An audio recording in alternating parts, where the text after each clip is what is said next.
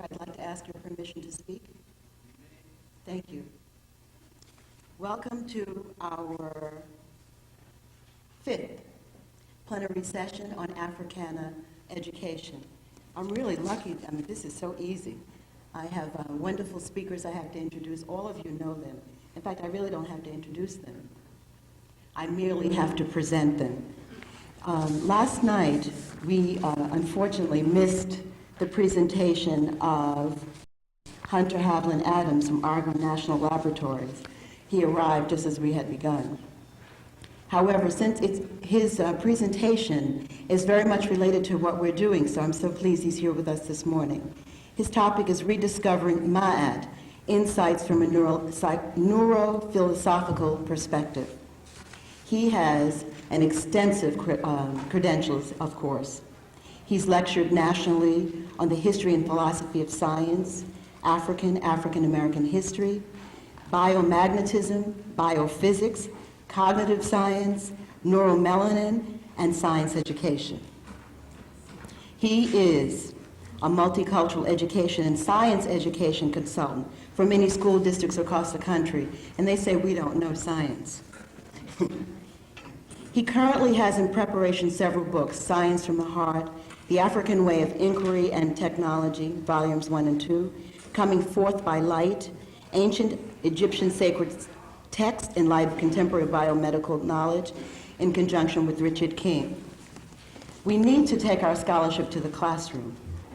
This particular individual has begun to move that scholarship to the classroom. I present to you, oh God, that's your name, Dr. Adams.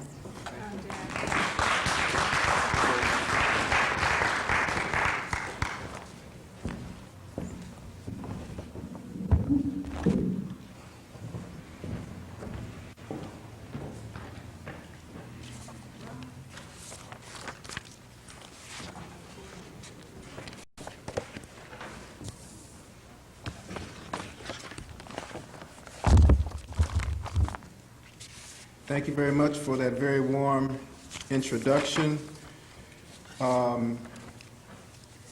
Since the session is on education, I hope that, as I say whenever I speak, to speak before a group of people is a privilege, and I hope that I speak well.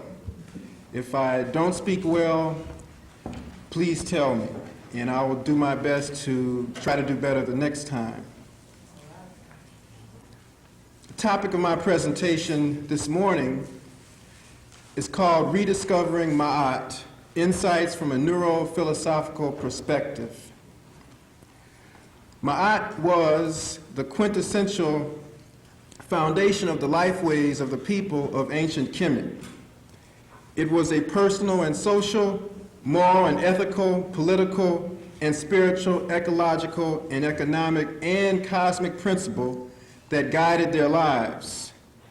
It has been suggested that the urgently needed radical social transformation could occur by rediscovering and revitalizing Ma'at. Dr. Malana Karinga, Dr. Jacob Carruthers have been leading the bandwagon in that regard, making Ma'at once again an organizing principle for the African world community. Offered here will be some insights into some of the neuropsychological processes involved in value judgment in ethical acts, and how different cultures profoundly influence those processes. Because what we see, the element that's missing in all our social theories is a biological basis, a neurological basis. Every single social theory takes as granted, as given, our biology, but they don't look at how critical that is in terms of epistemology, in terms of axiology, in terms of ontology, the nature of a person, what is personal being. Every single social theory has missed that crucial link, but in Kemet, that was integrated in their social theories, and Ma'at was their organizing principle.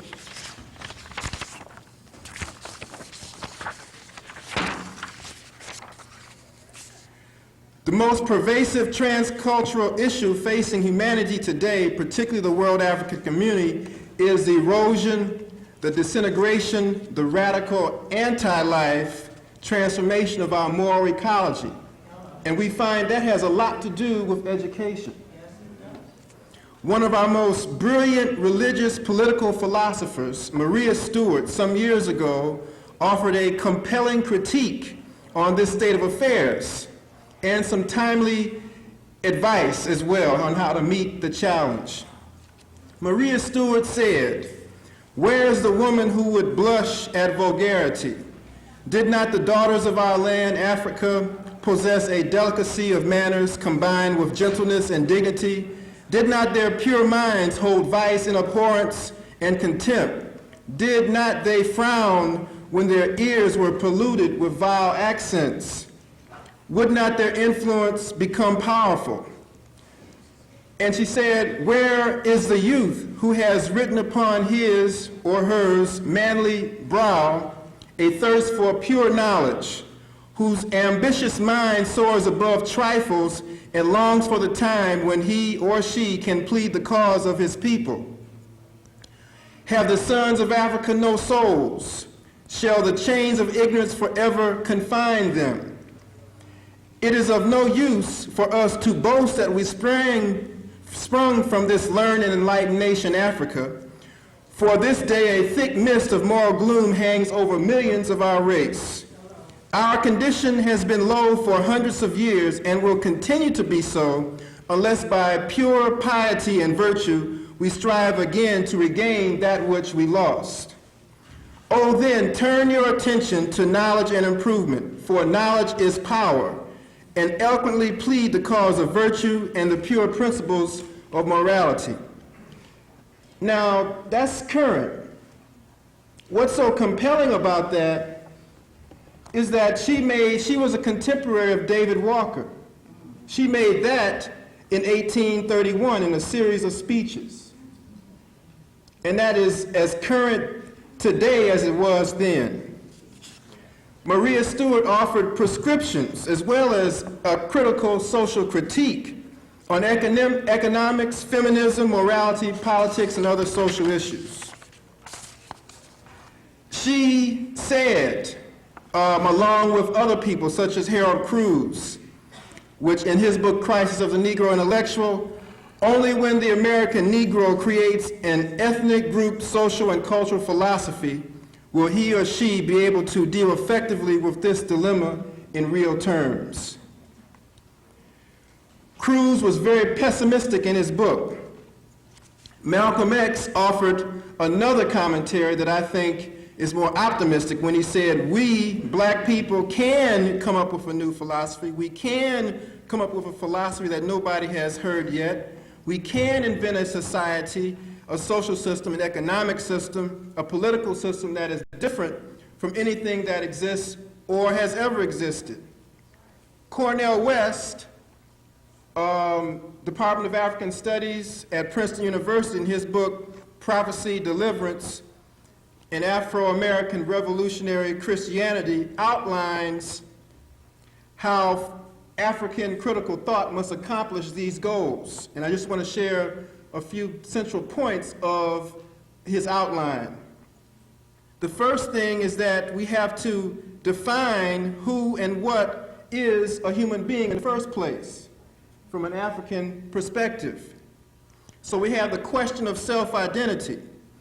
Then we also have to deal with the political struggle in order to get control over the institutions that regulate our people's lives and offer solutions. Then he outlines 5 tasks that can accomplish those goals. The first task, he says, which goes along with what Cruz has said and others, Bobby Wright, a whole host of people, is to put forward an overarching interpretive framework to solve our problems.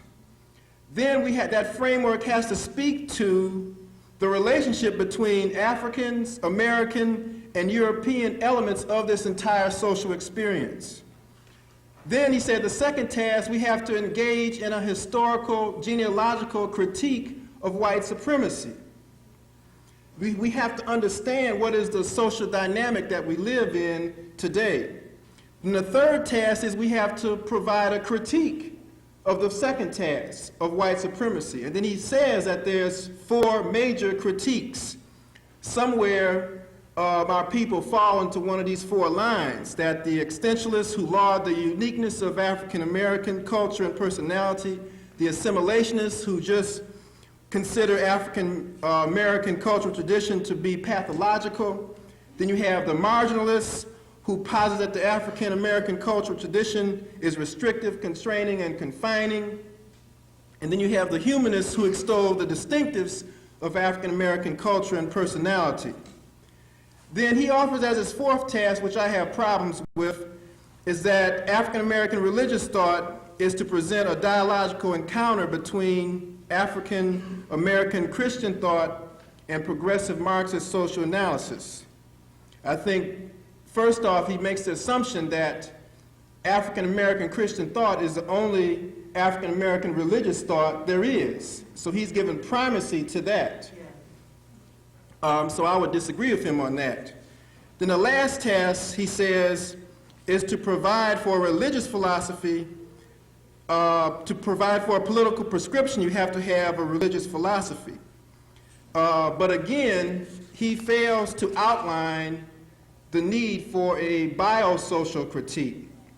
And he even criticizes black theologians, as that they're always talking about we're going to ameliorate our problems, but they never talk about how they're going to do it and what it's going to amount to.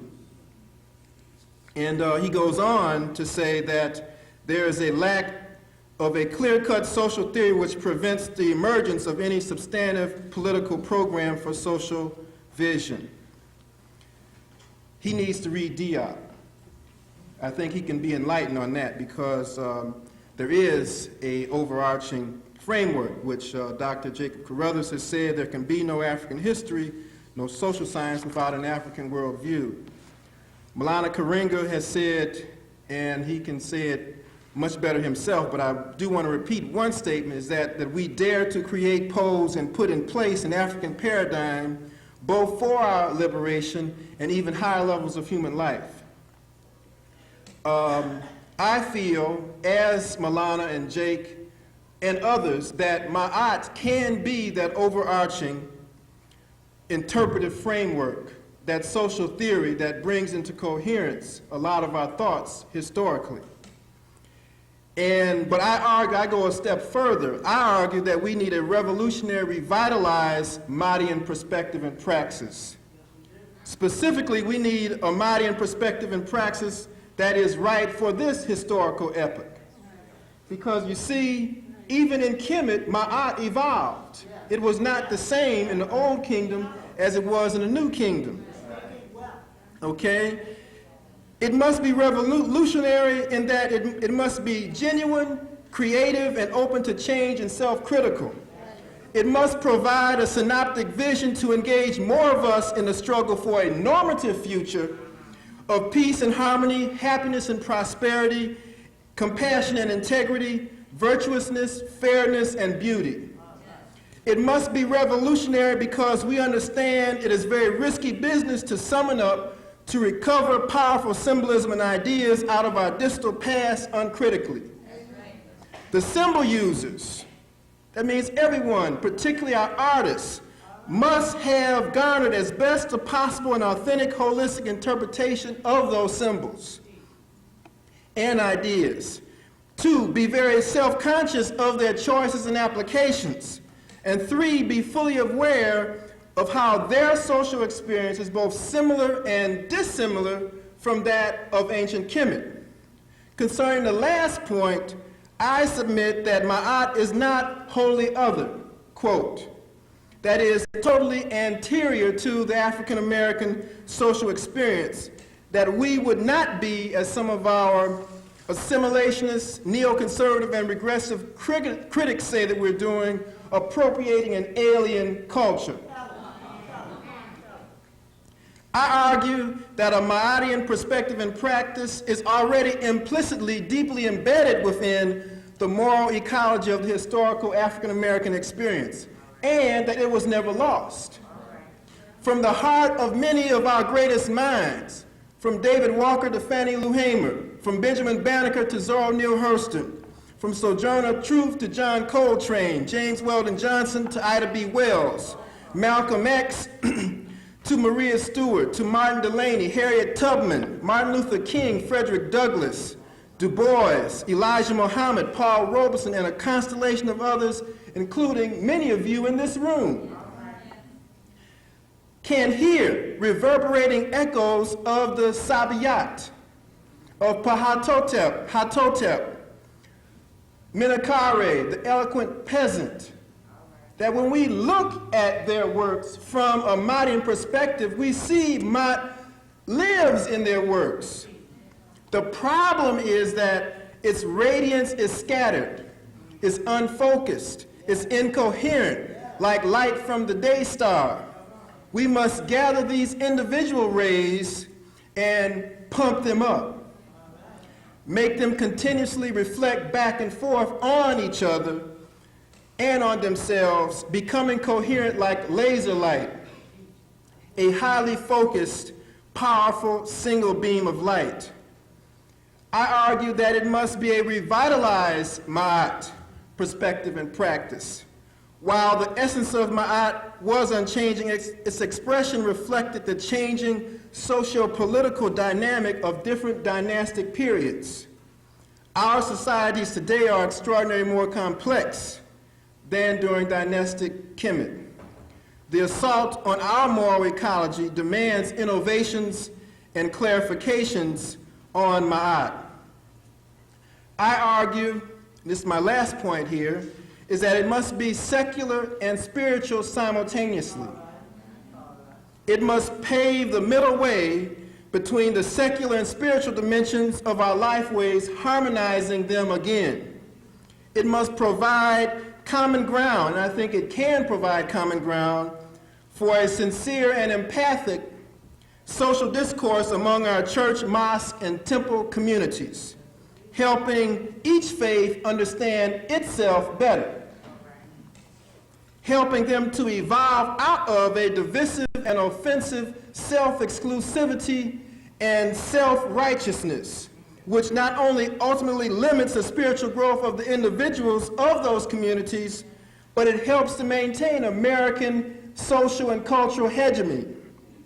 On another level, Ma'at, I think, has, if we institute it, can have great consequences for world peace. Because Ma'at profoundly respects the profound personal nature of spirituality. It honors that. It respects the integrity of all existing religions. What is a Mahdian spiritual ecology? First, that a Mahdian perspective tells us that we are functional parts of a harmoniously unified natural order, which is only a manifestation of noon, or creative chaos, or the potentiality in everything, something that's latent. To put it another way, we must respect and safeguard the entire ecosystem. We cannot exploit it. We cannot rape nature, continue to rape nature, or give sanction to the raping of nature by being silent. Because see, when we're silent, we sanction the continuation of the rape of the planet, the only planet that we got. To put it another way, we must treat it as part of our family. That's what it was. The plants, the animals, they're our brothers and sisters. We share the same air that they share. We share the same rain that they share. So we have to see it as a family affair. To put it another way, we have to realize that exist on the border of existence is non-existence. At every moment, death awaits. And so we have to push back this order, or its effect, as it was called in Kemet. Now, this is similar to the Taoist view. Now, if you study Confucianism, Taoism, you find that this is part of their tradition, but it was pre their tradition. It was expressed very clearly and concisely in the text, on the walls. You can see this, you can read it. A Mahdian perspective tells us that it's all right to stand in awe and reverence before nature, but we must not delude ourselves. We must not self-enslave ourselves by worshiping elements of nature, including other humans, including human artifacts and human ideas. Now, this is similar, I'm sure most of you know, to our acquired religious heritage, Christianity, Judaism, and Islam. That's similar to their views. A Mahdian perspective tells us that there are many dimensions of human experience available to be experienced if a person desires to walk through the flames. You have to desire to have other higher levels of experience, that there are many possibilities. And the journey through the netherworld through Amduat speaks to that. Now that view is similar to the Hinduism view. Because if you remember, if you look at Khufu's pyramid, the Great Pyramid, you see two shafts going out, pointing to two different sets of stars. The idea was that you had a choice of afterlives, that you could choose to be eternally reborn, or you could join the imperishable stars and never come back at all, or return back to noon, if you will. You had a choice. No other culture gave people a choice of afterlives. Okay? So it goes beyond Hinduism. What happened is that we had an existential split between theories of afterlives between all the other religions. Some say reincarnate, some say join the body of Christ. But in Kemet, you had a choice. A Mayan perspective tells us of the need for philosophical humility. That is, that there is no finality to the human quest to understand itself in relation to others and to the cosmos. We must be vigilant and deconstruct all transphysical speculations about the nature of existence and knowledge, to recognize and sort out the ambivalences, contradictions, and inconsistencies in our thinking. Now, this is similar to the Buddhist view. Now, this is all part of Ma'at. See, that's why I can make the claim that it is an overarching cultural imperative. A Mayan perspective tells us to honor and respect one's cultural heritage, to attempt to live up to the highest ideals of our ancestral sages, and to nurture that same quest within our children, within each generation. Now we know that's similar to traditional religions everywhere. Tell their children that they must respect their heritage. They have to know who they are. A modern perspective tells us that men and women have different social experiences and voices, which must complement each other for a fuller and richer expression of their spirituality. Now that's what feminists have been saying, but the feminist movement is so fragmented, they don't have any coherency among themselves. But within the Mahdian perspective, the feminist element was already present from the very beginning. When you look at the sky, when you see Nut, it is out of her womb everything comes into being from. When the Pharaoh sits on the throne, that is an acknowledgement of his mother, his primal mother, because that's what the throne represents. It represents motherhood. And lastly, a modern perspective tells us that we should celebrate life, ritualize joy, despite the inevitability of struggle, of sadness, of suffering, loss of dignity, health, loved ones, power, possessions, and so forth. That's what a modern perspective tells us that, and that's an element that you find in every religious teaching, that you must somehow overcome your suffering, your sadness, and so forth to become a full human being. Because the central principle of Ma'at is balance, is that things may be bad today, but they won't be the same tomorrow. And with the right effort, you can help them be better tomorrow. And lastly, as I said at the beginning, that it must be neurophilosophically grounded.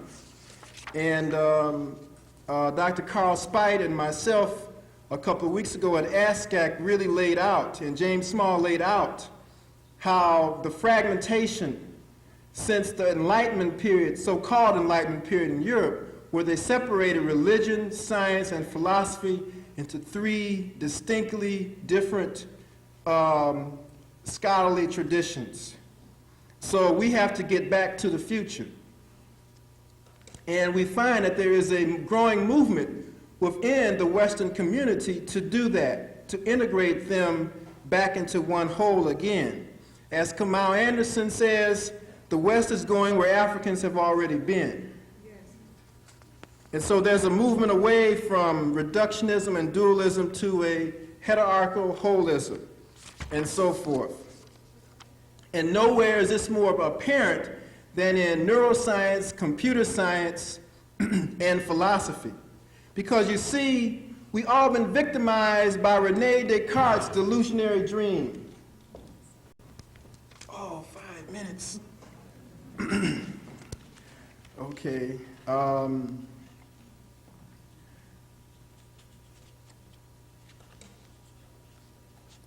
We have to see that neuroscience speaks to our biological functionality. And so we have to consider that. I'm going to have to do a very quick running edit here. So there's a lot.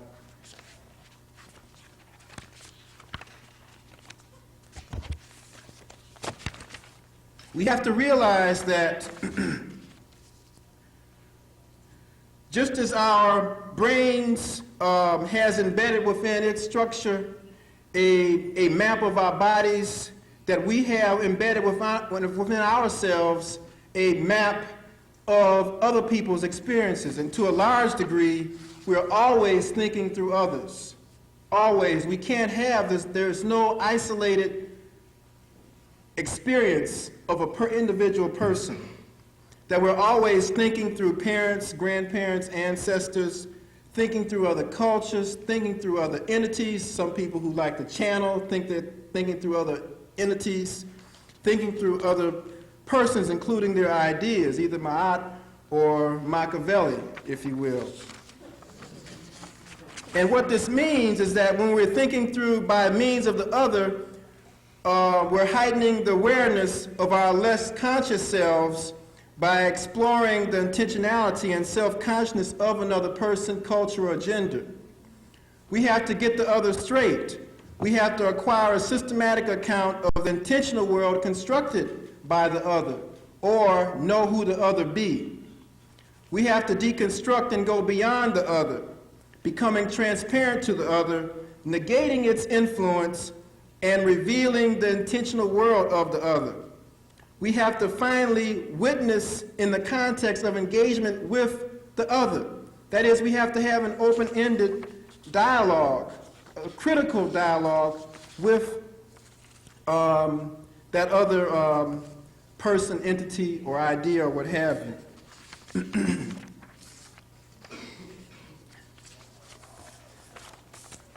What is the Mahdian conception of a person? First is the inherent sanctity of humans. Humans are born in beauty and truth, in the image of God, not sin. There's a natural altruism and compassion and empathic response to humans, and I can talk about that. That's backed up by a whole host of neurobiological evidence. The perfectibility of humans, that life provides opportunities, challenges for continuous progressive cognitive, ethical, empathic, moral, social, and spiritual development. Self-mastery and self-reliance, continuously actualizing the divine presence in deeper and deeper dimensions of one life. The teachability of humans, that human beings are capable of learning, that they can change their ways, that disorder and disease can be overcome by knowledge and wisdom, that humans have, to a large degree, freedom of choice. That is, personal initiative is emphasized, because God allowed you to be born, but you have to make the effort.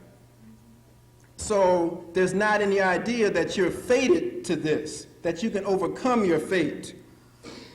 The de-emphasis of the importance of divine grace, that's what I'm trying to say here. That you have to take personal moral responsibility for doing good or evil. That one focuses on the consequences of one's thoughts, and then you can avoid doing things that are anti-mod. Then finally, the quintessentiality of moral social practice is the individual person-family community relationship. It's context dependent and occasion bound.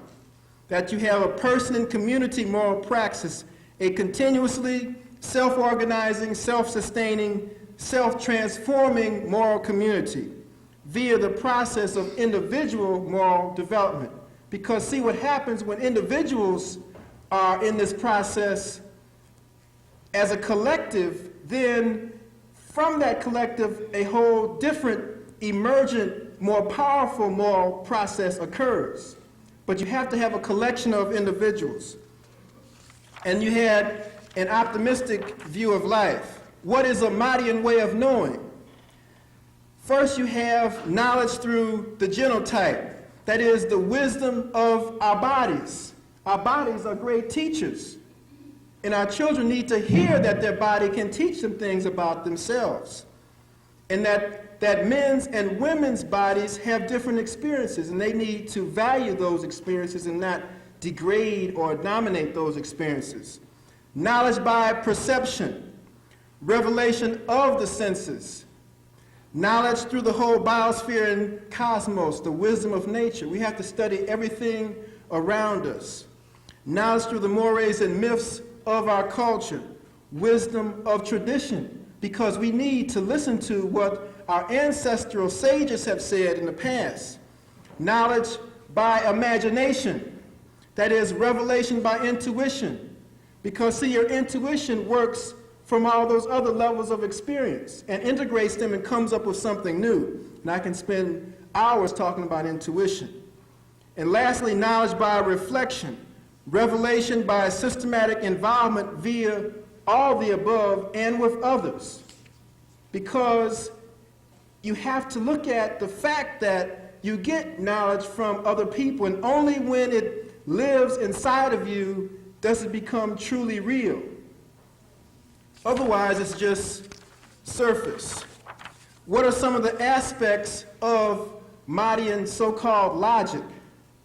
We find the notion of symmetry, synchronicity, and serendipity. And what do I mean by all of that? Is that you have to realize that action is very important, and you may not know what your action might do, how that might send off in another trajectory something down the road which you couldn't have thought about. That's the whole idea of synchronicity, or a resonant type of causation versus a purely linear causation. That there is a continuous or hidden self-organizing order which we're all a part. We may not see the order, but it's there. And we have a multi-level causality that you don't know what the first cause is, because you'd have to go back to the very beginning. That was the first cause. And so we have a chain, an interactive chain of causes. And what is a Mahdian rationality? It's multidimensional. It's economic. Okay. All right. Okay, I'll finish up here.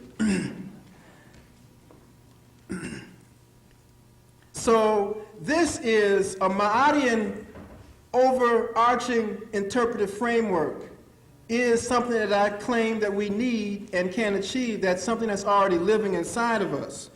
We just have to make it real again.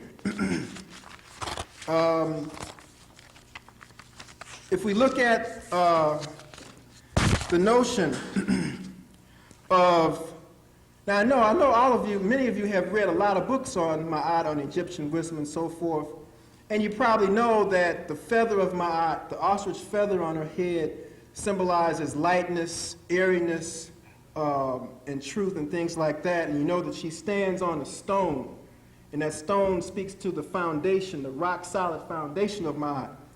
But no one has said, at least I haven't read, why was Ma'at as a principle conceptualized as a woman?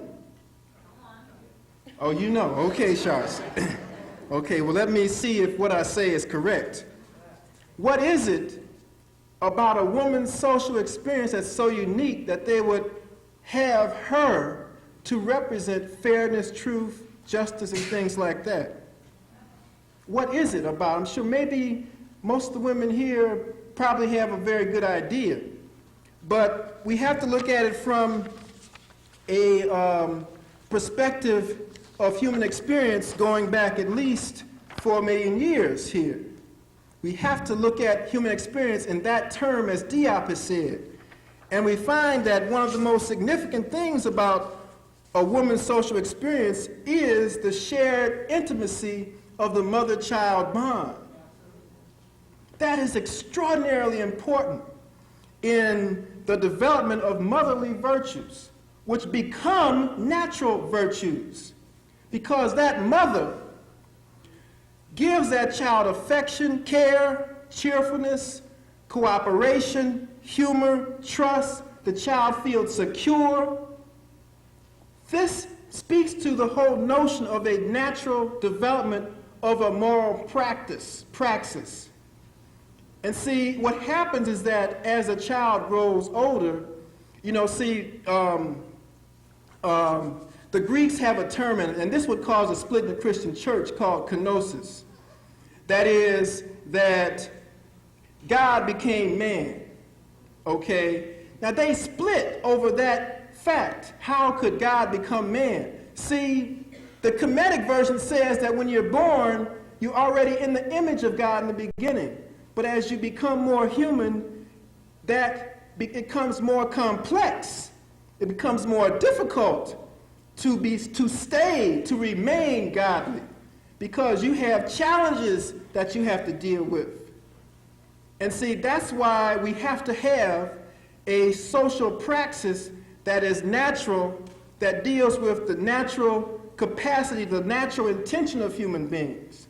And the people in the Nile Valley recognize that and develop this overarching framework called Ma'at.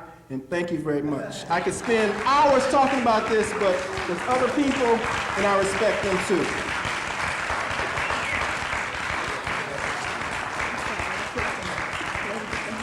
That's okay.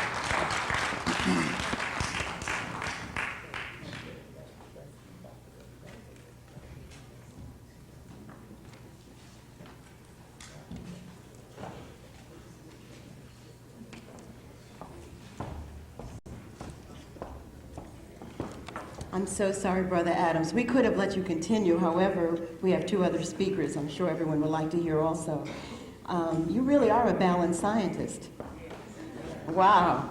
Intellectual, spiritual, philosophical, and he has provided us with the holistic framework in order to look at learning and how we can begin to dialogue and critique that learning. Thank you very much.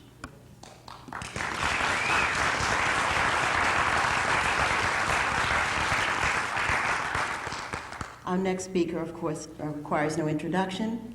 I'm only going to present her to you. Dr. Barbara Sizemore, who has served as my mentor. She helped us as a consultant for a curriculum guide we'll be developing from Afrocentric perspective in New Jersey. She has taken up the challenge that was presented to us last night by some of the speakers, who spoke not only of the need to develop an Afrocentric curriculum in schools, but how do you begin to have an impact on the political processes to make sure those curricula are adopted and accepted in the school system?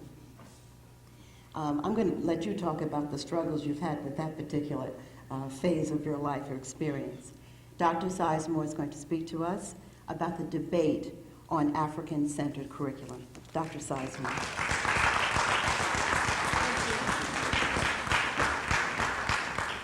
Thank you very much. Sister Shashi, is now 10:55. I want to tackle with you about the debate over the African-centered curriculum. Says my brother Wade Nobles will talk to you about the African-centered curriculum. I want to talk to you about the politics around this, because generally in this struggle that we're having to educate our children in this country, most of the struggles are in a political context. And it's this context that batters most African Americans, and sometimes we are unable to know what to do in this struggle because, well, the knowledge or information is just not at our fingertips about this matter. Now, there are many changes recommended for reforming education, and this big reform of education, as you know, had a critical year in 1983 when Ronald Reagan was our president. And in the script they prepared for him to act, he settled on a program that was to advance the interests of middle-income white Americans. And these reform efforts that have been suggested to us for our pursuit are options that will advance the cause of middle-income whites and any blacks who've happened to jump on those bandwagons. Unfortunately, our people are sometimes not informed enough to know which of these options are to their not to their interests. So let's talk about some of them. Largely, these reforms are a result of the failure of schools to elevate and accelerate the achievement of American youth, but not African Americans. That's what Ronald Reagan had in mind. It was the European Americans he was concerned about, who continued to rank about 17th or 18th in international performance competition, especially in math and science. Now, African American children are not getting good education either, of course, and their chronic low achievement is testimony to that fact. At first, in the fight against segregation, racism was never defined as the cause and segregation the symptom. That was the first problem. Now, Molefi Asante says that strategy is a long-term plan for achieving an objective, while tactics is the science of arranging and managing the details of human behavior. And the long-term plan for African American advancement is to eliminate racism. That's the belief in the superiority of one race over another. And busing, magnet schools, and other reforms were merely tactics that were supposed to get us to this point. For African Americans in public education, the long-term strategy then is eliminating racism from the curriculum and the attendant achievement gap between white and black students. Asante warns us, however, that tactics which become the objective lead to self-deception. And so for many of us, you see, these desegregation tactics have become the end, and we've forgotten all about the elimination of racism, which still exists in the curriculum we teach every day. In their study of 200 high schools and 400 elementary schools for desegregation effects, Crane, Mayhard, and Narrett in 1982 investigated two aspects of academic success, among others. And this study has kind of like been buried in the studies. These are the two things they looked at: achievement and self-esteem. And they found that students felt reasonably good about their academic abilities, and that African American students were as confident as European Americans, despite their generally lower test scores. In other words, the generally lower test scores really didn't affect the way that African American students felt about themselves, contrary to what some people are writing about, like in the rumors of inferiority. But at any rate, 2/3 of both races said that they had the ability to complete college. The students resist labeling themselves as poor students, and they don't like being called at risk either. 35% of European Americans and 21% of African Americans said that they were above average, and only 5% and 9% respectively said they were below. This is a 1982 study, and I really don't think that African American students have internally, the majority of them, maybe some of them have, because all is never absolute, but I don't believe that the majority of African American students believe that the test scores are really an indication of their achievement or ability. The central finding of this study was that the racial climate of the desegregated school was central to the African Americans' feelings about the school, not themselves, about the school. And for African American males, their feelings about the school were critical to their ability to do schoolwork well. For European Americans, school-race relations were secondary. For African Americans, they were not. The other important finding for the researchers was the negative relationship between high interracial contact and racial tensions. Racial tensions rose where interracial contact was highest. And that stands to reason. I mean, that's just a common sense thing. The more white people you got with black people, the more tensions you're going to have. The fewer white people, less tensions. That's just a fact. Significantly, they also found that African American students in predominantly African American high schools had higher academic self-esteem than others, which is what Jacqueline Fleming found out in her study of black college students. Even the European Americans in predominantly African American schools had higher self-esteem. And you see why this report got lost? Researchers suspect that African American schools often make a special effort to provide a good school experience for their European American student minorities, and that this explains the higher test scores of European Americans in predominantly African American schools. But the high European American withdrawal from these schools makes it hazardous. So even though these white kids learn better in the black schools, they still leave because they just racist. You see? And that's something that's very real that we have to deal with. Desegregation is not going to cure racism. We have to do something else. You have to do something else with these people besides mix up with them. In any of these schools where achievement is high for African American students, the principal is the key factor and can cause a change in behavior before attitude change occurs. So you don't have to change people's attitudes to get them to teach African American children, right? You just change the structure. For one thing, if they'd get fired if they didn't do it, that'd be a help. While the investigators argue that school behavior can be changed without challenging belief systems, another approach is to hire more African American and liberal teachers to change teacher behavior. And I'm glad they had liberal in there because we've got an increasingly larger number of conservative African Americans who are enough to make you vomit. Importantly, the investigators also found that human relations workshops, courses, and materials useful in promoting behavioral change and also minority history were useful, but not as a course. All right? They recommended the integration of minority history into the regular curriculum. This was 1982, folks, and these people who did this study were white. You see why I got lost? Michael J. Barrett in the November 1990 Atlantic Monthly makes the case for more schools to improve American student achievement. In a comparison with 12th grade students internationally, the United States ranked 12th among 15 nations, with Hong Kong, Japan, Finland, England, Sweden, Israel, New Zealand, Flemish Belgium, Ontario, Scotland, British Columbia, and Hungary ahead of the United States in advanced algebra, functions, calculus, and geometry. Observers have noted that Americans place more emphasis on differences in innate ability, while others place more emphasis on effort.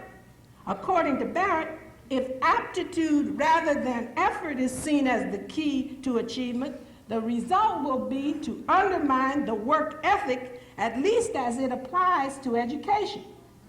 What's more, Barrett notes that American parents are contented or satisfied with their students' education even though they are failing in comparison with youngsters internationally.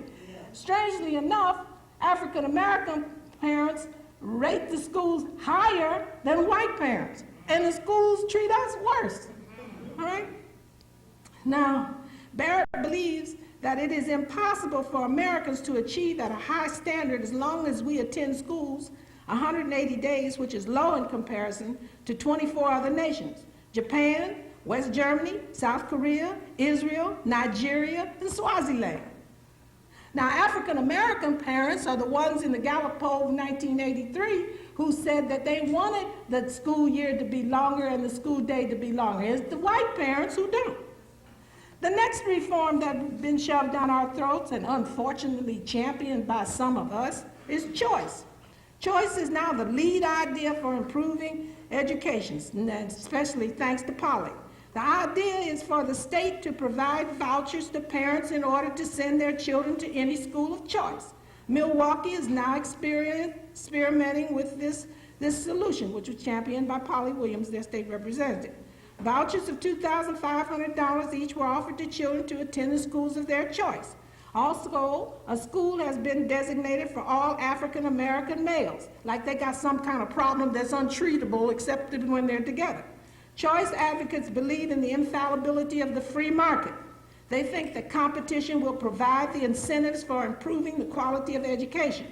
In reality, what's going to happen is the development of premier schools where the children of the rich and affluent will go, and pariah schools where the children of the poor will go. The latter will contain concentrations of minority students because the free market works according to supply and demand. And as the demand for schools with high SAT and CAT scores soar, and the demand for these schools increases, their tuition will rise completely out of the reach of poor parents who have no money to augment the voucher given by the state. Furthermore, schools will be more segregated than ever before as the premier schools evolve into predominantly European American domains. More important yet, there will be no initiatives to change this since these were the choices of the parents. Right? Then there are the reforms of parental control. Parental control, that's just an interesting phenomenon. We don't seem to have learned anything from Ocean Hill, Brownsville, IS 201 in New York, Anacostia, Adams Morgan, and the decentralization of the D.C. public schools in Washington, D.C., and the Woodlawn Experimental Schools project in Chicago itself. We don't seem to have learned one cotton-picking thing. 500 or more parent councils have been established in Chicago by electing participants to serve on each of these councils to provide the leadership and policy making for each school. The parent councils hire and fire the principal who has no tenure, and that's about all they can do. Why? Because 85% of the school's budget is in personnel. They do not have control over that budget because you have to pay people to work. So it's only 15% of the budget they can do anything with. You know, that's the money you spend for paper and books and paper clips and stuff like that. Now, the only thing they can do is hire the principal and fire the principal because he or she has no tenure, or they can take a teacher's position and make 2 janitor jobs out of it, or 2 janitor jobs and make a teacher out of it. You know what I'm saying? Rob Peter to pay Paul. That's the best they can do with that.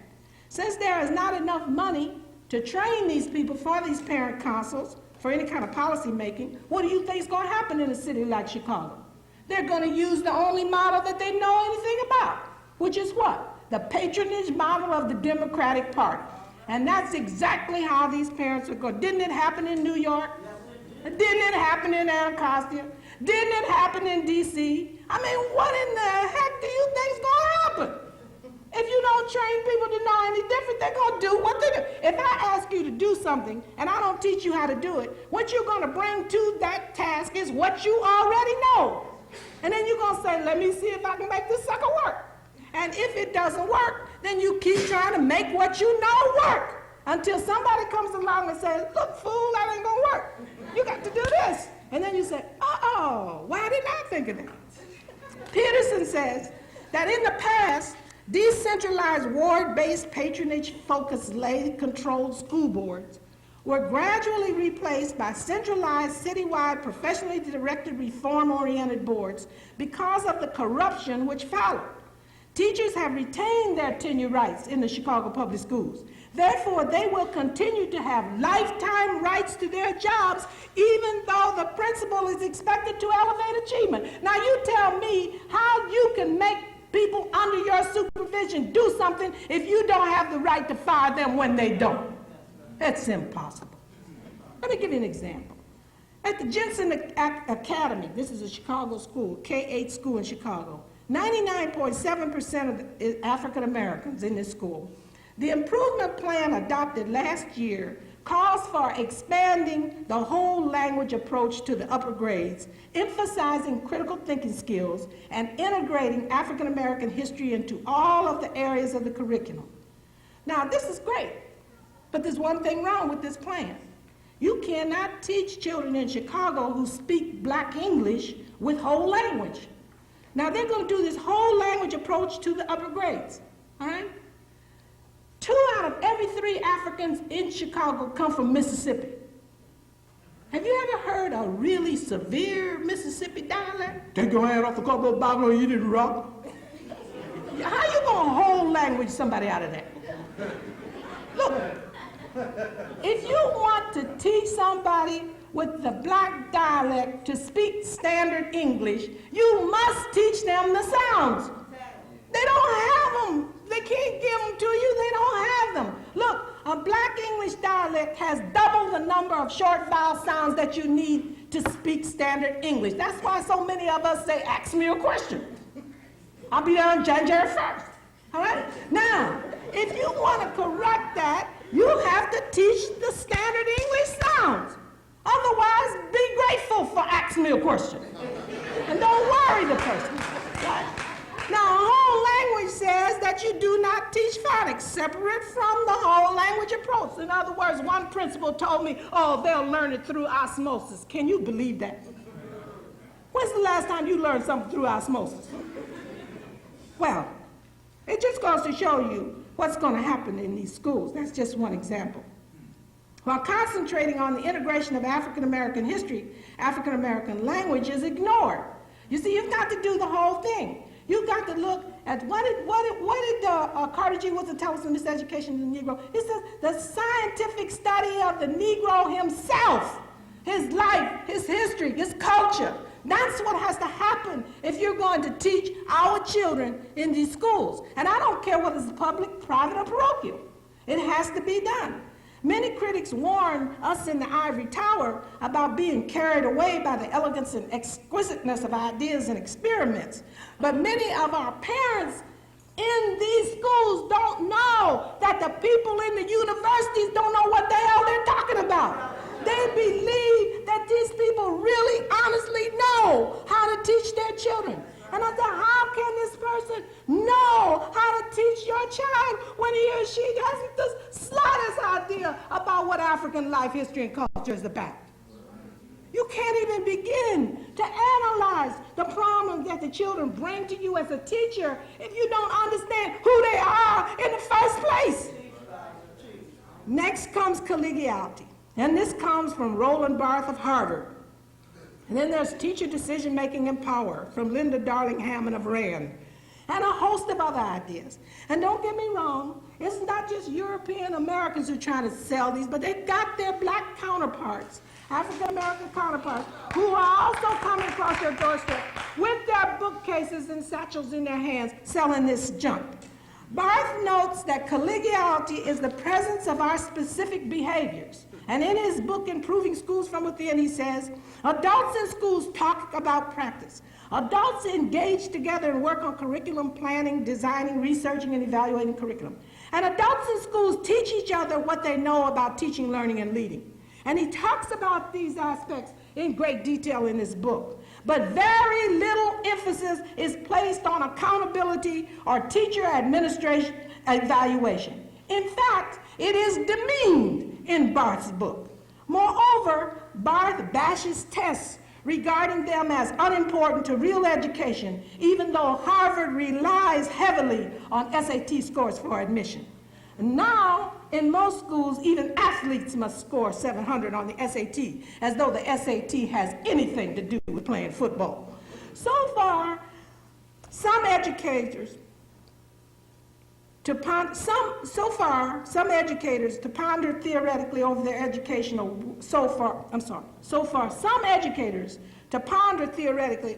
educational worth is moot. And this is why I tell you that. I spent the first 30 years of my teaching life fighting tests. And when I finally got to be superintendent in what I thought was an all-black city, I abolished tests, and they abolished me. So it's very clear to me that tests will remain here. Tests will remain here. So the best thing for us to do is to find out how you pass these suckers and do it, just like the Asian Americans do. And those are the schools that I study. I study schools where African American students exceed white students on tests, and these are public schools. Now, while teacher participation in decision-making is important, most teachers do not want to be involved in all of the decisions necessary for running a high-achieving school. They want to be involved only in those decisions which will affect their classrooms, all right, and the teachers themselves. They don't want to order toilet paper, paper clips, get the roof fixed, and all that kind of stuff. They just want to be concerned with what impacts on teaching children, like what kind of books to use, how do you place children in groups for teachers to teach, and so forth and so on, what kind of staff development and things like that. So what we have to look at is what do teachers need to do in schools to teach children, all children. Actually, educators resist doing what has proven to be effective in accelerating the achievement of African American students. Now, it's not just educators who do this, though. African American parents are often their own worst enemies. I go into meetings a lot of times, all equipped with this information to fire at the school board and at the superintendent. And African American parents will jump up and defend these suckers and say, oh, the parents ain't doing what they're supposed to do in their homes. And I want to say, oh, sit down and shut up. I don't have an idea. What is important? Maybe parents aren't doing what they're supposed to do at home, but that's got nothing to do with teaching somebody to read in a group of 22 in a classroom where you get paid $68,000 to do it. I'm saying to you, what we need to keep in mind is that whoever is in the class before the students is responsible for teaching something. Jesus Christ. Is it a giveaway program where all you got to do is go in there and sit down and keep people quiet and get your $65,000 every year? I mean, what's going on? What needs to be reconsidered here is accountability. Principals and teachers need to be accountable for something that goes on in the classroom, and let me suggest that is teaching children how to read, write, and do arithmetic. What do we need to talk about then with these people in order to make racists teach our children in school?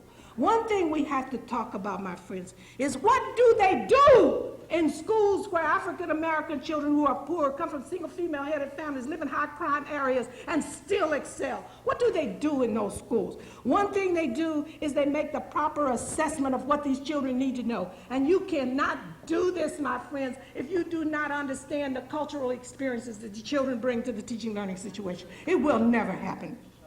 So, multicultural education is another reform arena more closely related to my work. The idea here is to bring the curriculum into touch with the real world of cultural diversity which characterizes the United States and our public schools. It's an interesting domain.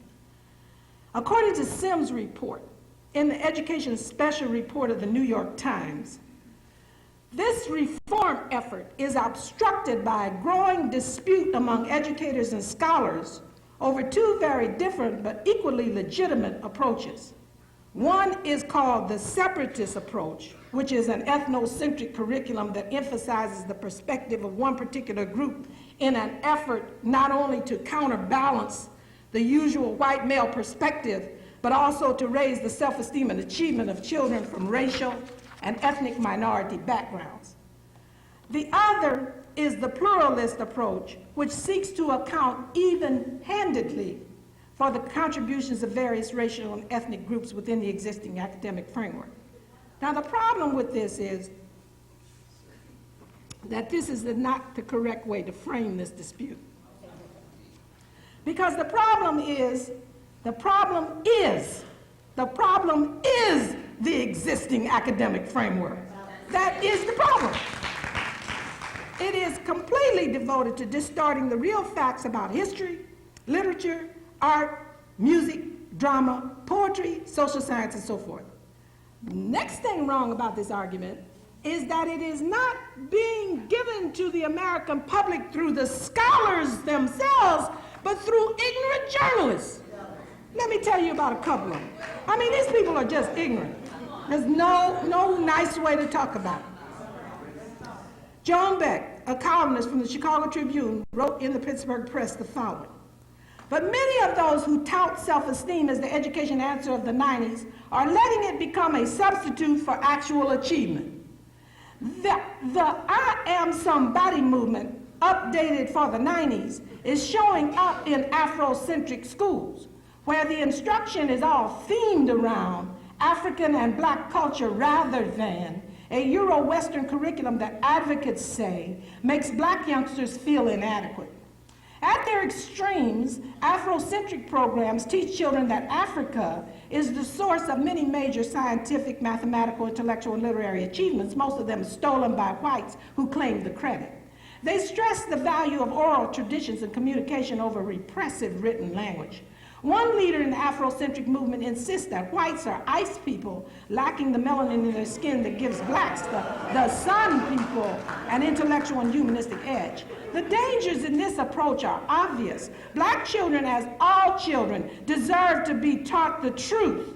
They need the logical skills to help them understand and evaluate what they are taught. End of quotation. Isn't that special? The question, which is the crux of the matter, is this. Just what is the truth? And that's what we need to ask. Whenever you sit in any kind of forum and listen to anybody talk this stuff, ask them, what is the truth? Give us your evidence. Because they don't have any. They just have quotations from each other.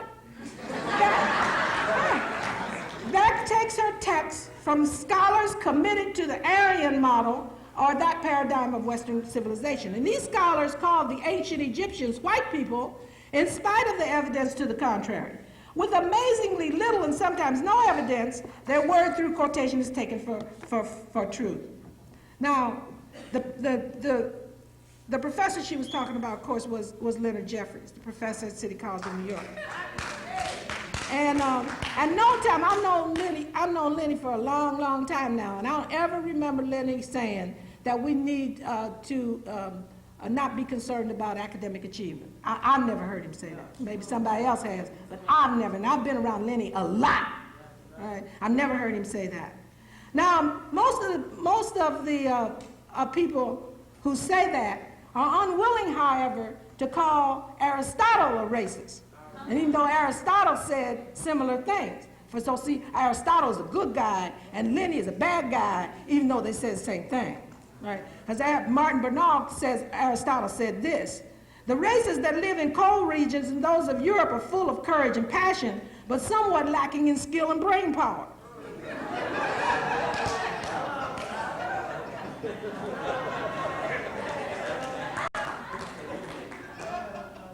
Well, I was not taught that Aristotle's a racist. They forgot to do that. Now, this other ignorant journalist named John Leo, on November the 12th, 1990, in U.S. News and World Report, he said, under the banner of multiculturalism, the rush is on to install an Africanized or Afrocentric curriculum in inner city schools. And he goes on and talks about the baseline essays in Oregon. He says, though many different plans are circulating, the most prominent of them is one that was developed for the Portland, Oregon schools in 1982. This outline, known as the African American Baseline Essays, has been used as a basic resource document by the City of Atlanta, and it is one of the models for programs that are currently being developed in Indianapolis, Prince George's County, Maryland, Washington, D.C. At the heart of the baseline essay, he says, is an unlikely claim that consumes more than 35% of the curriculum's text. Ancient Egypt was a black nation. To gloss over black success, the baseline essays maintain Europeans invented the theory of white Egyptians who were merely browned by the sun. Experts do not seem to support this view. I phoned 7 Egyptologists at random around the country, and all 7 said it is completely untrue, then asked that their names not be used.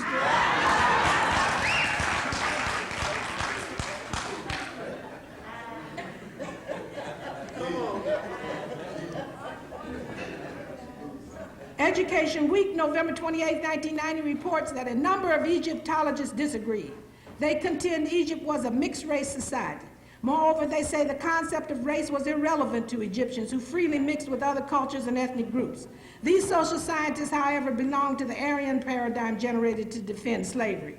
Now, look, all of a sudden now, all these years they've been saying the Egyptians were white. Now they're getting these challenges from African scientists and scholars. Now they want to say, no, well, we made a mistake. They're raceless. They're raceless. Well, if they're raceless, then they can't be white. Right? If they can't be black, they can't be white. but they're not retracting that they can't be white statement. You see, they want to have their cake and eat it too. Now, perhaps the greatest challenge was mounted by the brilliant genius Cheikh Anta Diop, who discovered a melanin test which proved that the mummies had black skins and then they wouldn't let him use it. His work is generally repressed in United States colleges and universities. The Chronicle of Higher Education, November 28, 1990, reports the need for a critical look at the field. In particular, they and others have faulted recent multicultural scholarship in this way. One, oversimplified rhetoric and literary theory has been substituted for an analysis of society. They must have been talking about Shelby Steele. Two, a particularism has divided researchers into separate camps, yes, the racists and the non-racists. And three, a political correctness which avoided self-criticism. Henry Louis Gates argues that minority critics are accepted by the Academy, but in return they must accept a role already scripted for them. Cornel West says that debates about the canon and academic curriculum have become substitutes for analysis of the problems of women and minority groups in the society. The issue is that multiculturalism further marginalizes minority groups. It appears that the power struggle is over definition. Who will determine what truth is? Who will then define the multiculturalism to reflect that truth? The winners will then determine what is the history. Europeans define others as they are discovered by them, and no group exists until it is found. The winners will then, hence we plan to celebrate the 500th year of the Columbus discovery. John Leo and Joan Beck want to preserve this myth. They want to reject facts and cling to their myths. But like all good propagandists, they project their desire onto perceived enemies. Leo says the Afrocentric theory is a Tawana Brawley theory of history, in which facts do not matter, only resentments and group solidarity. How does one describe then the history which we teach as illustrated by the Columbus distortion? Is this the Jesse Helm or David Duke theory of history? What we need to think about is a national culture, one which is truly the United States or U.S. Neither Leo or his favorite professor, Miss Daisy Diane Ravitch, want this. They want to claim that Eurocentric myths belong to all of us, even if they do lie.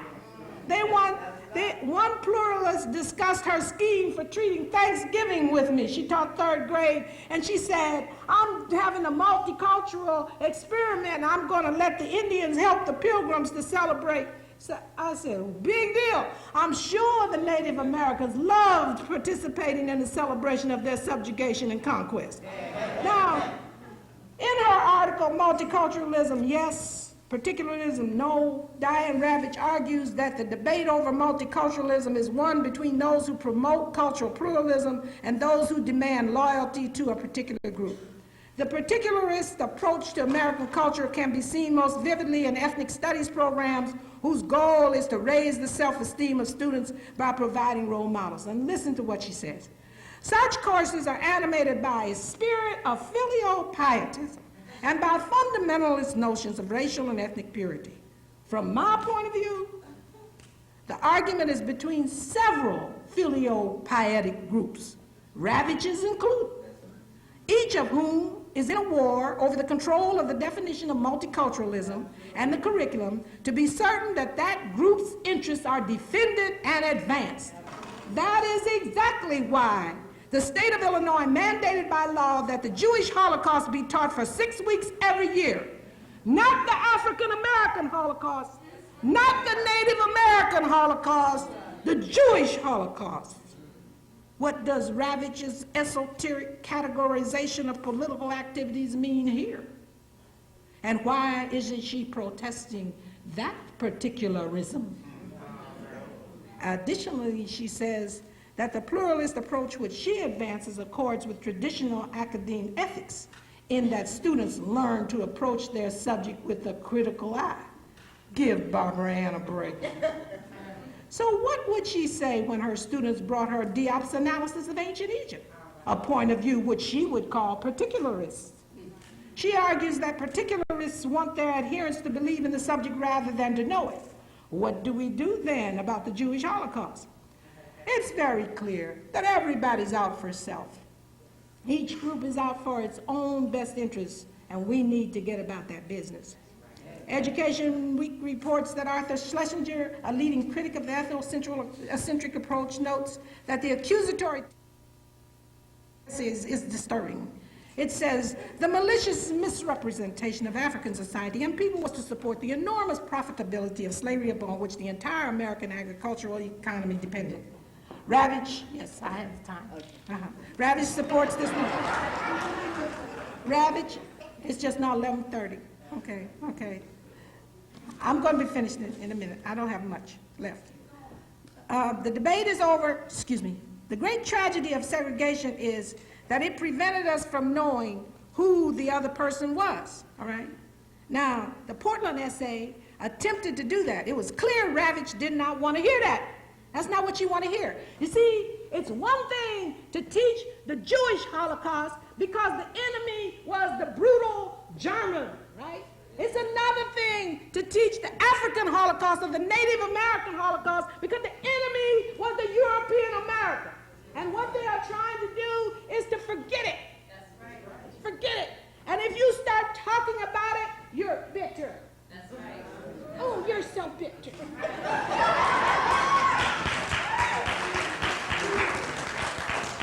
These tireless debates leave me cold in an arena where the chances of life for African Americans become worse and worse. What we need is a national culture. Francis Fanon defines it this way. A national culture is the whole body of efforts made by a people in the sphere of thought to describe, justify, and praise the action through which that people has created itself and keeps itself in existence. A national culture in underdeveloped countries should therefore take place at the very heart of the struggle for freedom which these countries are carrying on. If culture is the sum total of artifacts which a group creates in its struggle for survival, self-autonomy, and progress, then the national culture must reflect groups in conflict. A Native American versus the European, African American versus the European, Mexicans versus the European, etc., because it was the Europeans who came over here and upset everybody. Now, Harold Cruz agrees with Fanon, but poses a special American problem. You remember what he said about that? He talked about everybody having an identity problem, including white folks. He said the fact of the matter is that American whites as a whole are just as much in doubt about their nationality, their cultural identity, as are Negroes. And thus the problem of Negro cultural identity is an unsolved problem within the context of an American nation that is still in process of formation. Fanon goes on to say, the intellectual who is Arab and French or Nigerian and English, when he comes up against the need to take on two nationalities, chooses, if he wants to remain true to himself, the negation of one of these or the other. But most often, since they cannot or will not make a choice, such intellectuals gather together all the historical determining factors which have conditioned them and take up a fundamentally universal standpoint. I'm a human being.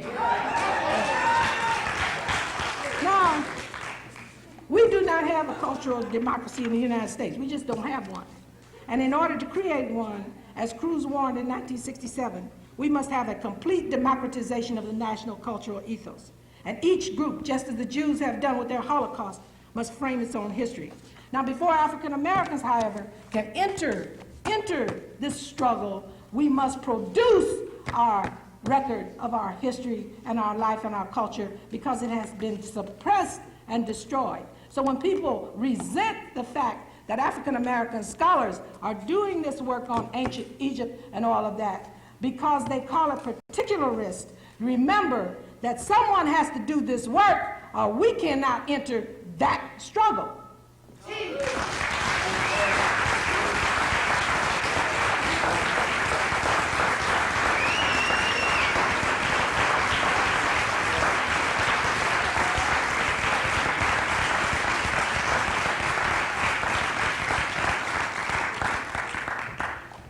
You can see why Dr. Sizemore is our queen mother and mentor. Thank you, Dr. Sizemore. Enough said. Our last speaker is Dr. Wade Nobles. He is with the Institute of the Advanced Study of Family Life and Education, which is located in Oakland. He just came in this morning to be with us. From California. Well, you all know where Oakland is, yes? He's the author of numerous publications, including a title of which I really love, Even the Mice Were White. He is currently involved with students working in schools promoting and implementing an Afrocentric curriculum. He has served as the mentor for many African American scholars and is currently empowering teachers and students. Dr. Nobles.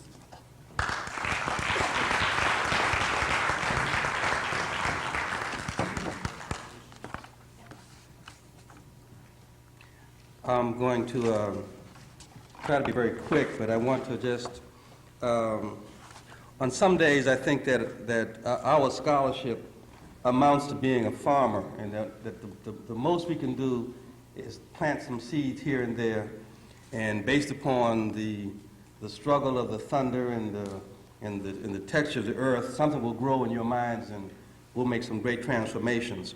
And so I want to try to plant a couple of seeds under the rubric of expanding the question, because I think that the issue here is being shifted, and we need to be very careful that we have clarity on what the question is relative to educational practice in African American children, because it goes beyond the issue of the curriculum.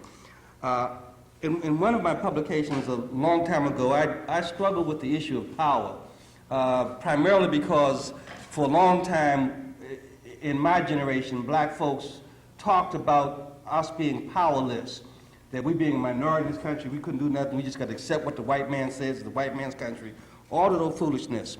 And I argued that power was not numbers, power was not even the gun, but power was the ability to define reality and to have other people respond to your definition as if it were their own. And the issue of power is the central issue that is based in this so-called educational controversy. It is who has the authority to define the reality of educating African American children and convince African folk that that's the right stuff to do. If you look at this whole controversy that's been acted out in the popular press as opposed to the halls of academia, that this whole controversy really, when you analyze it, centers around the nature of white people and nothing about the issue that we're struggling with. That the fact of the matter is that, and I just say this because in Atlanta recently, I gave an analogy of Greek philosophy being vomit. And I suggested to the audience that black scholars need to stop being the vomit drinkers. That we run around just drinking up Aristotle, drinking up Plato, drinking up Aristophanes, drinking up all these philosophers, and then parading ourselves through our community. Thank you, sister. Parading ourselves through our community that we are learned and credentialed to the extent that we have drunk up philosophy from the Greeks. And I try to use the analogy that Greek philosophy, when you look at it, was really an attempt to regurgitate what the Greeks had learned at the foot of ancient African scholars. And that using the analogy of if one goes into a foreign land and eats their food and lives in their community, because our digestive system was not tutored to the menu that is in that area, we would either have diarrhea or we would vomit, because we're not accustomed to the richness of the menu. It's a natural biological function. And in the context of the Greeks going into Egypt, their pale biological system, and I choose my words carefully, their pale biological system was not adept at inculcating and utilizing the richness of the philosophical ideas that they met in ancient Egypt. And so they had diarrhea.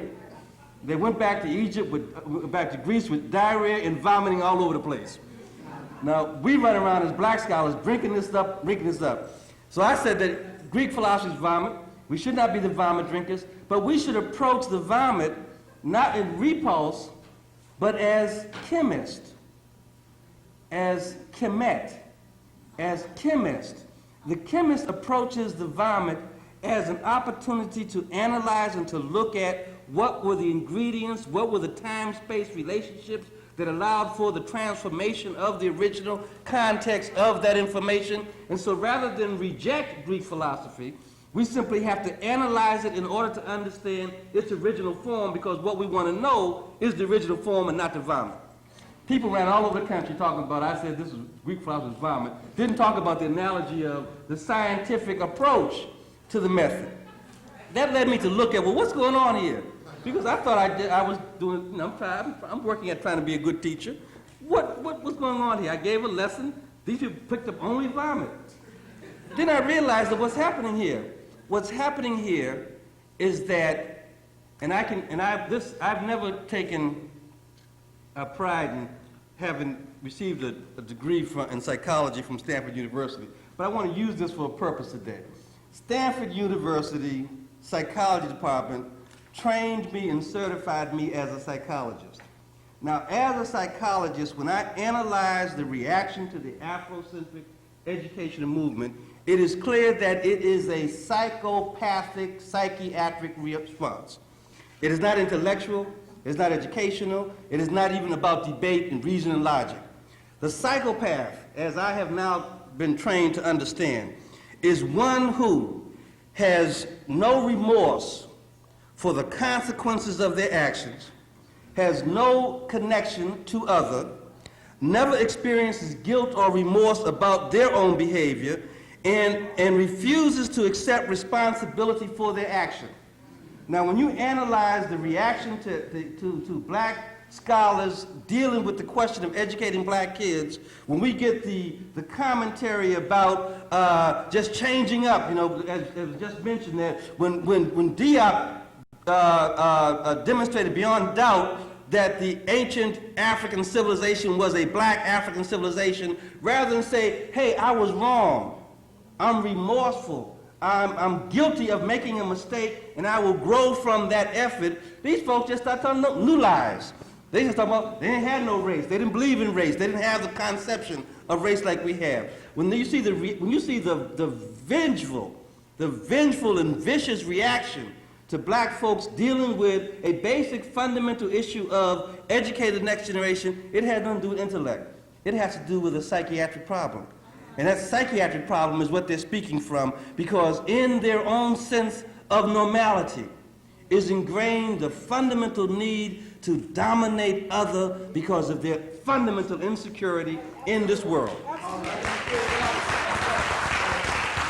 And as long as they have control of defining reality, power's ability to define reality, as long as they have control of defining reality, then they believe they have security in this planet. It is a psychiatric problem. We really need to be careful that we don't spend a lot of time debating with these folks about these issues, because they need the couch, not dialogue.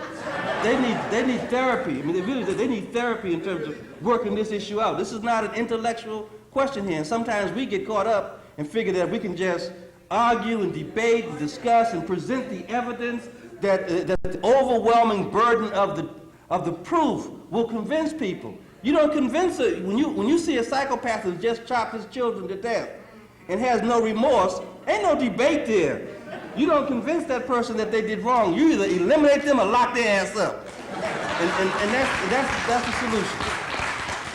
And so we have to so I want to put this discussion in that context, because what has happened in this dialogue is that the other camp has attempted to make the discussion around curriculum, Afrocentric curriculum.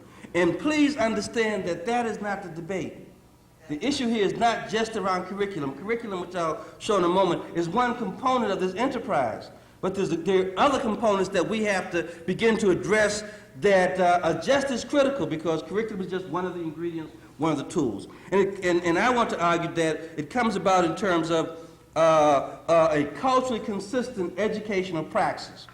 Now, that is really the goal of American education, given that we are supposedly a heterogeneous society with various cultural communities in the society. And when we talk about a culturally consistent educational praxis, then we have to talk about, well, what part of that educational praxis speaks to the truth and the reality of African people. And that leads us right into the question of African-centered education. Because our culture is an African-centered culture, and therefore, if we're having a culturally consistent educational practice, it must be Afrocentric or African-centric.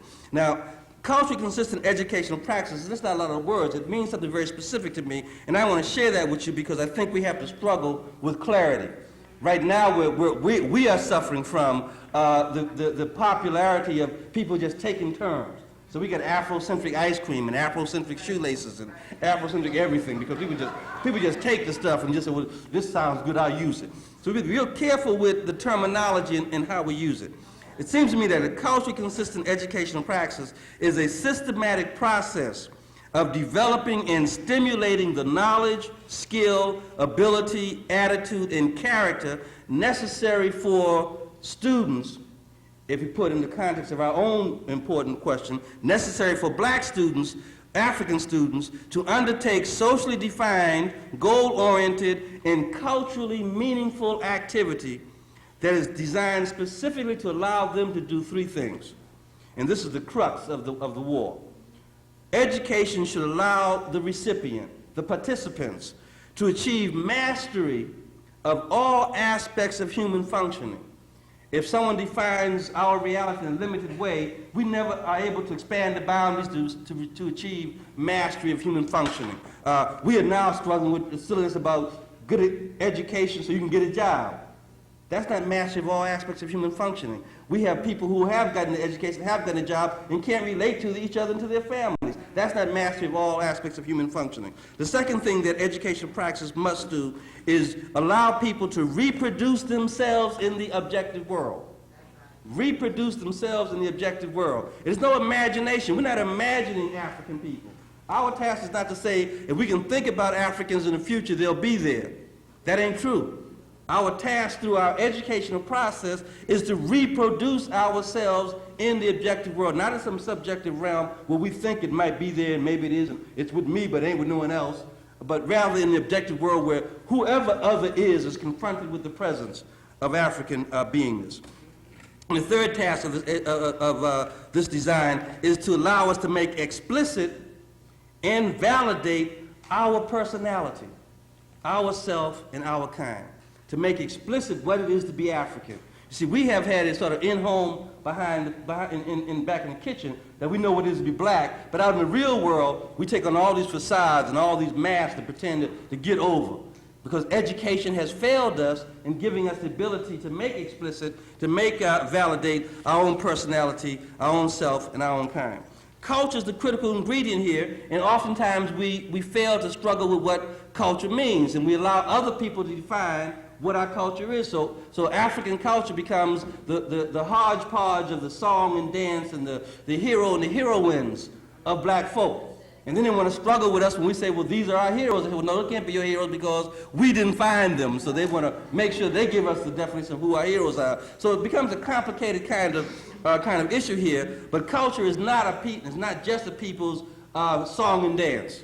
It's not just a people's history of heroes and heroines. Culture is more essential to a people's meaningness as human beings.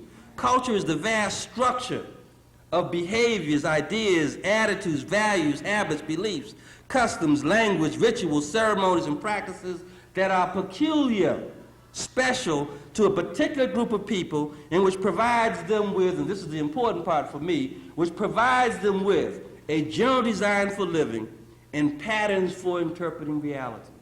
It is those patterns for interpreting reality that fundamentally distinguishes African folk from European folk. We literally see the world differently, but we're forced to operate in the world based upon their vision of the world, and then we wonder why we ain't doing so good.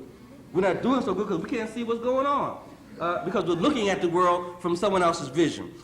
We have to begin to recognize in that context that if culture is this vast structure of behaviors, and all those things are important, we have to be about the business of documenting and clarifying and demonstrating what are the behaviors, the ideas. I mean, the whole discussion around Machian ethics is really a question of clarifying the ideas that are essential to African beingness. We have to clarify. That's part of our scholarship, part of our mandate as a human community, to clarify those behaviors, ideas, attitudes, values, habits, beliefs, customs. You know, the rescuing and reclaiming of traditional African rituals.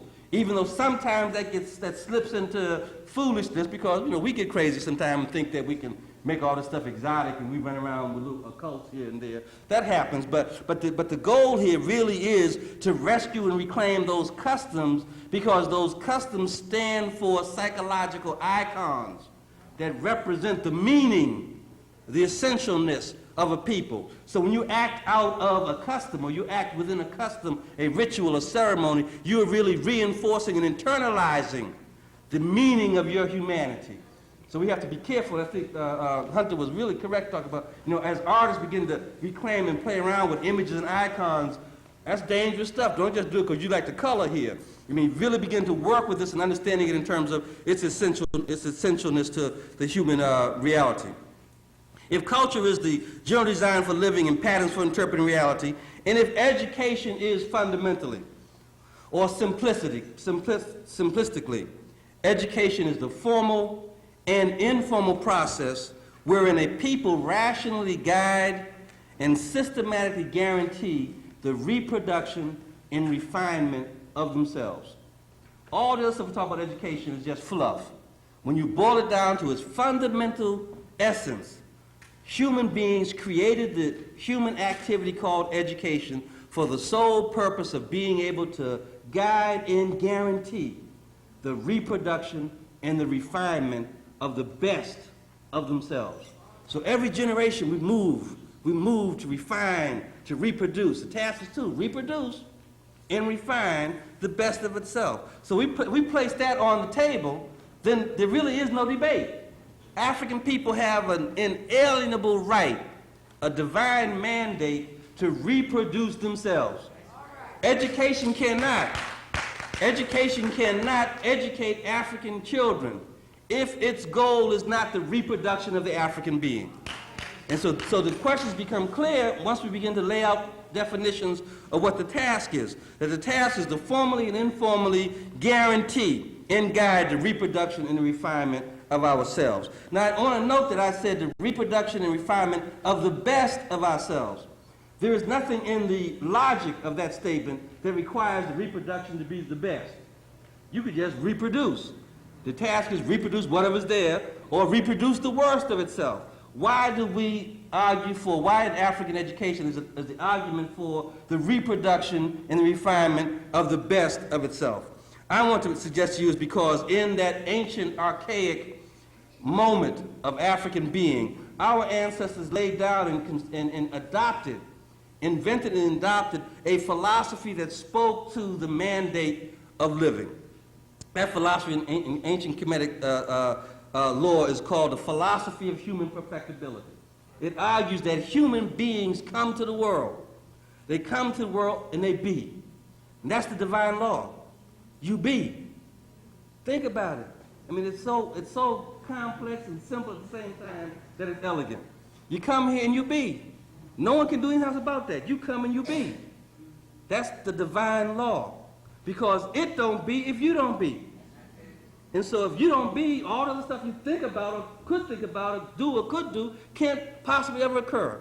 So our ancestors said that we come, that the principles here is that in coming to the world, in manifesting ourselves, the other side of this is a whole discussion about nothingness and thingness, or no-thingness and thingness, or spirituality and materiality. And I can't go into that, but what I want to work with you on this moment is that the philosophical conceptualization argues that we are a manifestation of the spirituality or the nothingness or the noon, in that we be. But once we be, we have a responsibility or a mandate to become. And so the issues are you be and you become. But the becoming is a process of becoming more better. And that has always been, from 40,000 years ago to now, has been the inspiration that has driven African development. has been the essence of our educational systems when we just had one beat up, burnt out, dirty, nasty Bible and a candle, and we taught black children to read. And now we get computers and electronics, and we're talking about black folks can't learn because we've moved off the center. We've moved off the issue of you be, and because you be, you're going to be more better.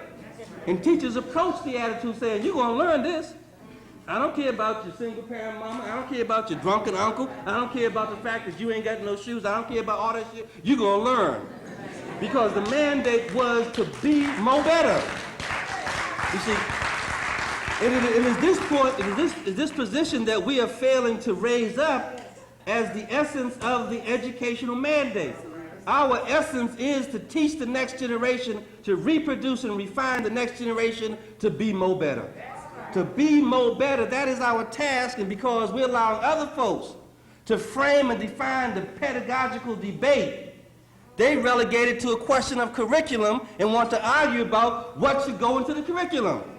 And it ain't even about the curriculum. I mean, the curriculum serves our mandate, but it's not about the curriculum here. It really is about us recognizing that as a living species, we have an instinctual responsibility to teach the next generation what it is to be itself. The buzzard knows before he lets the baby chick buzzard out the nest. The baby buzzard knows its buzzardness. Baby buzzard gets out the nest and knows I'm a buzzard.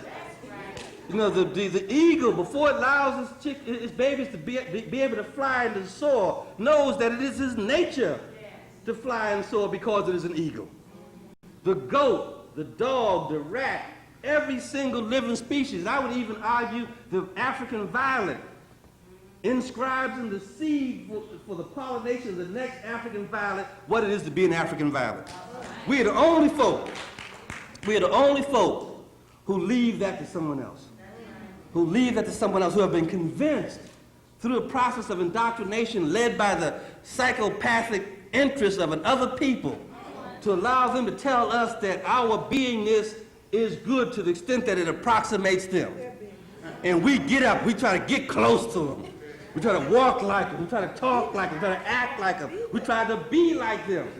And then, as was mentioned, when we fail to do that, we go into a no man's land called universalism. That we are the individual. I saw a poor child just yesterday, poor sister, talking this crazy stuff about individual, and at the same time, on one side of her mouth, she was singing the supremacy of the individual, and on the other side of her mouth, she was screaming of the pain of having grown up in a segregated educational system. And I wanted to tell the sister, but I decided I was going to be polite, that, child, don't you understand, you weren't segregated because you were no individual. They didn't segregate you because you're individual. They segregated you because of the fear and the hatred of what you reminded them of. And that's why you were victimized. But she now running around talking about we can't have, this is a great debate about whether Afrocentric education made sense. And the sister jammed it up about we can't have it because it diversifies and it is demeaning to the supremacy of the individual. I would have said, you say, just shut up. Sit down, be quiet. But you can't do that when you're in these certain kind of situations.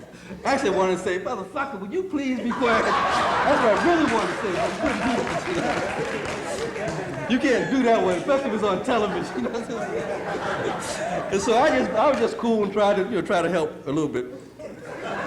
But the analysis that I want to struggle with you is that this philosophy of human perfectibility is an important one for us to hold up because it is documented as essential to our conceptualization of what it is to be human, and that we need to then take that as the basis of all human activity, that the being is to be perfected, and that everything that we do, whether it's driving a bus, whether it's relating to my old lady, whether it is raising my sons and my daughters, whether it's lecturing in a college university, everything is driven by the task of being more better. And that our ancestry understood that there were attributes of the living being that we could stimulate, both in terms of code, and that's what the Martian ethics became. It was a code that was stimulated to give us guidance and direction for the process of becoming more better. So you can't be less if you, as the ancients say, stand on truth. You can't be less if you live in righteousness. You can't be less if you believe in harmony. You can't be less if you believe in truth, justice, righteousness, harmony, balance, propriety, and order. If you live on those Martian ethics, you can't be less. You can only be ushered to become more better. And so we have to see our contribution, because that's part of our... I know since you ain't come here talking to me, you don't know.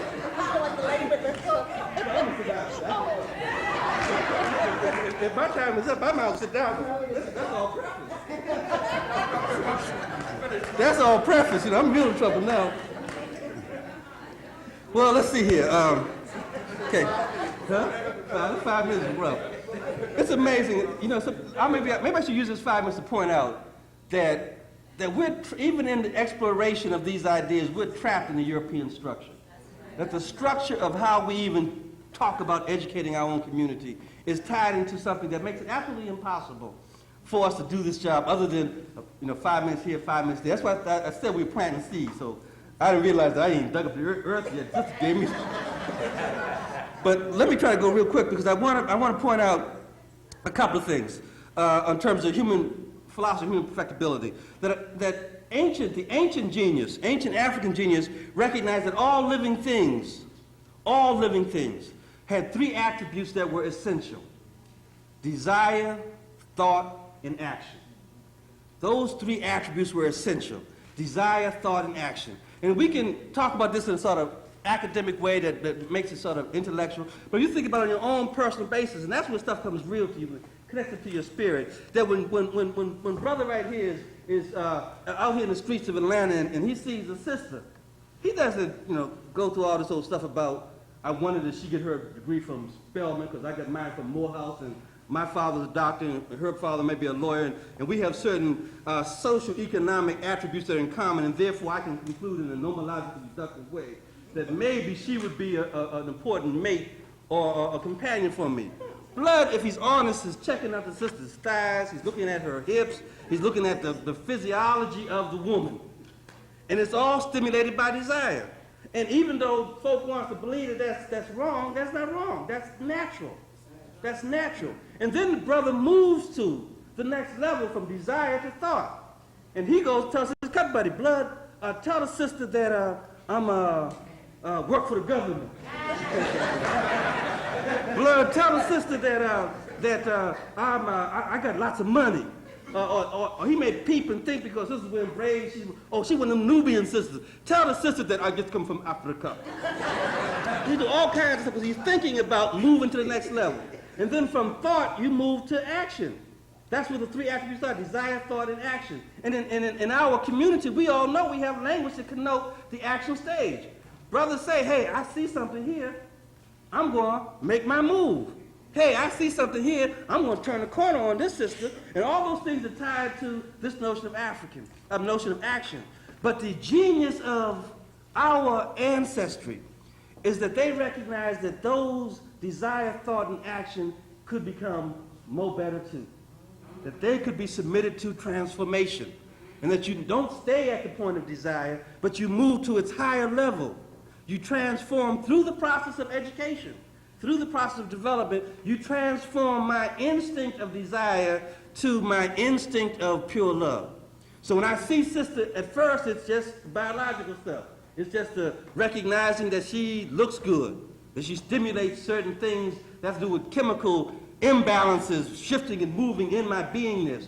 But as I become more better, I recognize that sister is not that stimulus for sexual excitation, but sister is a reflection of myself. That's what pure love is. Pure love says I recognize in other exactly what I see in myself.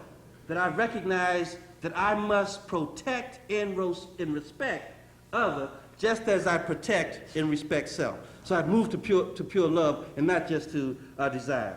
So the process of education leads us to that in terms of developing, reproducing, refining the next generation.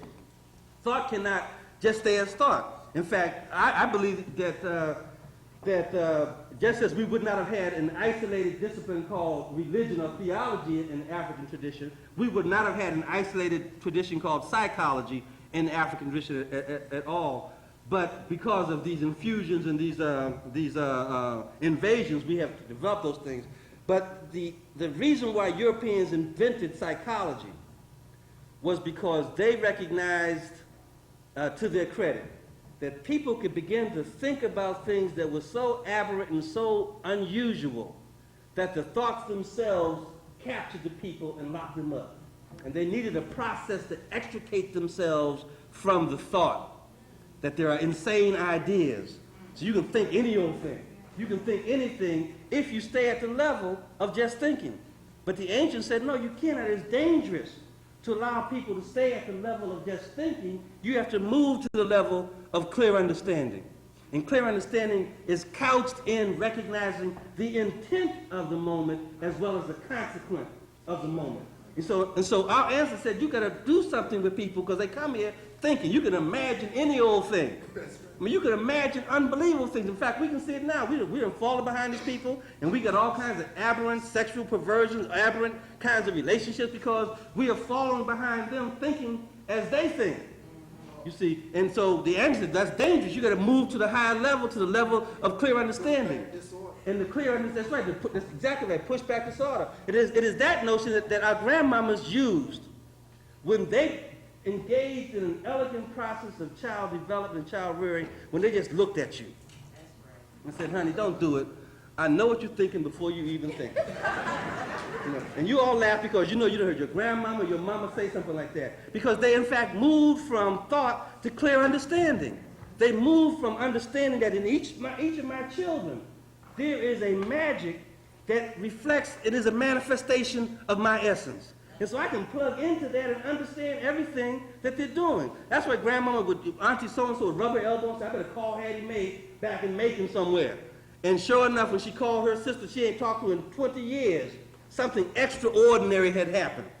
Now, her son got arrested for carrying what he thought was powdered sugar across the street because he was stupid. Or she had dreamed about some fish and played some number and won some money. And she's on her way back to Africa. I mean, it could be good or bad. It don't have to be either one, but something extraordinary has happened because she is operating from not just thinking, but clear understanding. Understanding the connection between beings, the physics of our beingness. Answers also said in these teachings that action is this be state. And you have to move the state of action to its becoming more better. And that action has to be transformed to not just doing, because we come to the world. We literally come to this world out of our mother's sacred womb, doing, acting, doing. But it's the process of education that informs us that in our acts, when we move to the higher level, we engage in acts that are acts of sacrifice or service to benefit the whole. That the issue here is not just to do, but in the doing, I benefit community. In the doing, I reinforce community. I reinforce with unity. So we have to understand that that is our philosophical foundation for education. That is a process of transformation is the task of education, of moving the being person to its rightful state of a becoming person. And that we're continually becoming more better, more perfect. The issue then becomes, in terms of the question of multicultural education, our strand of the multicultural reform movement is Afrocentric. And no one can make the debate Afrocentric versus multicultural. That's a false debate. The issue is that this society should have a multicultural education for all people, and that in terms of our strand of that experience, it has to be Afrocentric. It has to be African-centric. And so multicultural education should be the conscious and rational developmental experience that is intentionally designed to reproduce and refine the best of a pluralistic society via the utilization of that society's varied and diverse social cultural communities that give them the identification and the transmission of skills, attitudes, values, and information that is essential. It's not just about getting information and ideas and attitudes. It is about identifying that information, those attitudes, those values that are essential and meaningful to our common human functioning.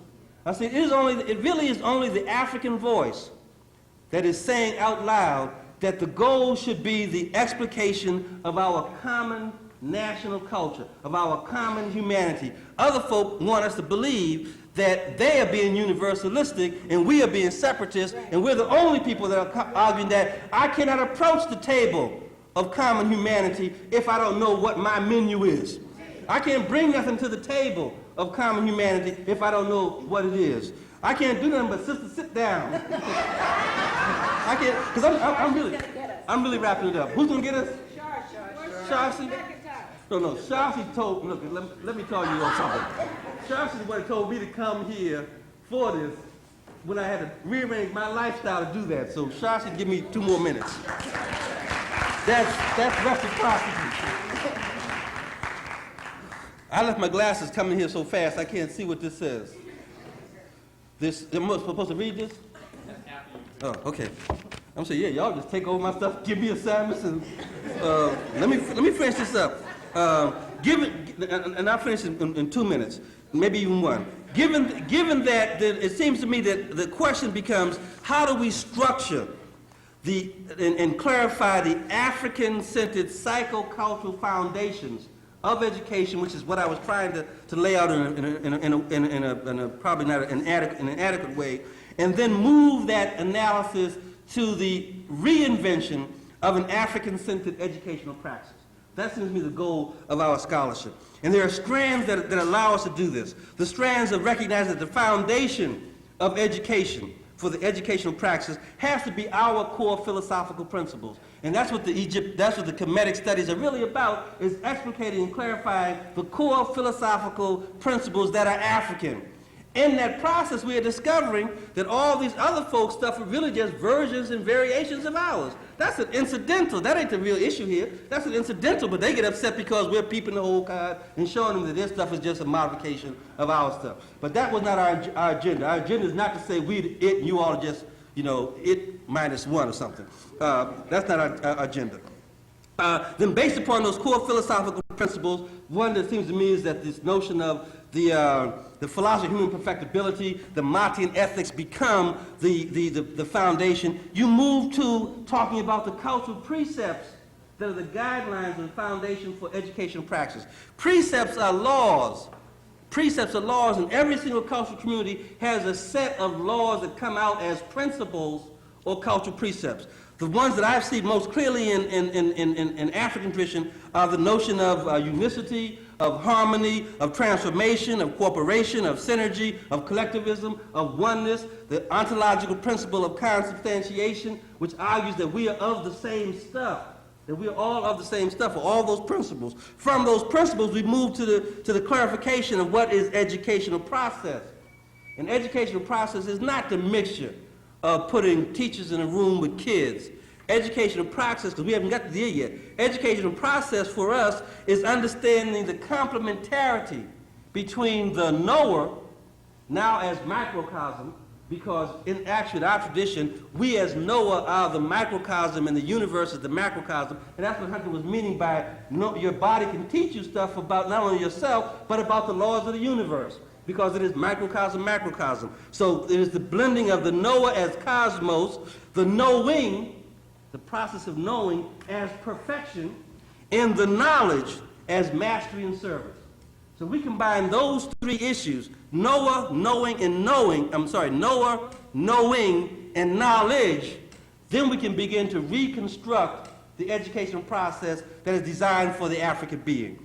Knower being microcosm, knowing being the process of perfection, and knowledge being knowledge for mastery and service to one's community. From that point, then we get into the stuff that you all recognize as education. School climate issues, learning styles, parental involvement, instructional technology, curricula, administration, classroom management, financial resources, board management, physical plant and school site conditions. All those things that we see as the structure of education are the strand that has to be built on our foundation. And so we're busy now talking about parental involvement and why black folk won't get into be involved with the schools, or should it be involved, or how do we get them involved. If you stimulate that involvement with parents understanding that we're about the business of making their child more better, they'd be there. So this is a different kind of equation to look at. And then finally, we get the issues of pedagogy, all stimulated, I hope you can visualize this, all stimulated by our own foundation.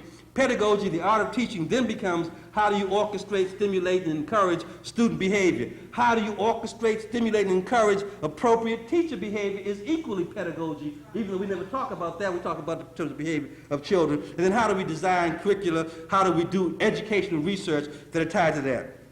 The ultimate consequences of all of this is that every process ends in a product. Every natural process ends in a product, even though the product is an illusion because it never ends.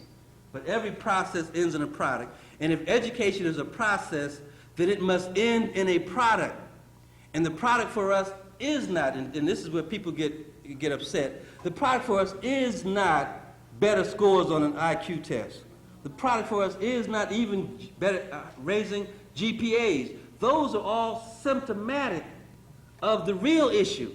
The real issue is that the product that we're producing is a human being who is more better, who is more perfect, and the characteristics of that more better, more perfect person is one who is competent, meaning there's some skills, attitudes, values that they do well, one who is confident, meaning that they have an attitude to the world of mastery and service to others, and one who is conscious, confident, competent, and conscious. Conscious meaning that if we are reproducing and refining the best of African community, then the conscious question is, who are you?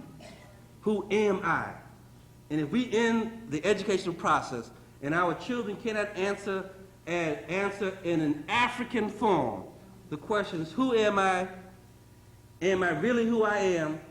And am I all I ought to be? Then we have failed. Who am I? You African. Am I really who I am? I am always under the atrocity of white supremacy and racism, so there's always this pull to make me something that I am not. And am I all I ought to be? The answer obviously is no, because you is the best that you are today, but tomorrow you got to be more better. Thank you very much.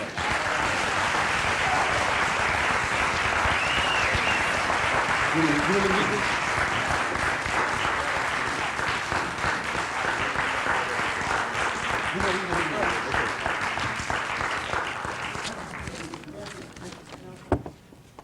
No, I know.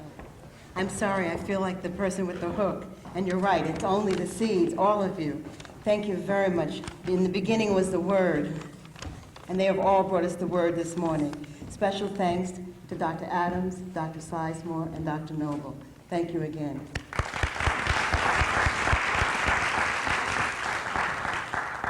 The Queen Mother President is here, of course. Don't forget to go over to the African market to continue your education. And Shashi, you have some words? Yeah, I have to take Shelby's. The ASCAP people are having a luncheon, and they were so kind. And Zinga, is that true, Mr. Doe? Just come here a minute, just to, this is my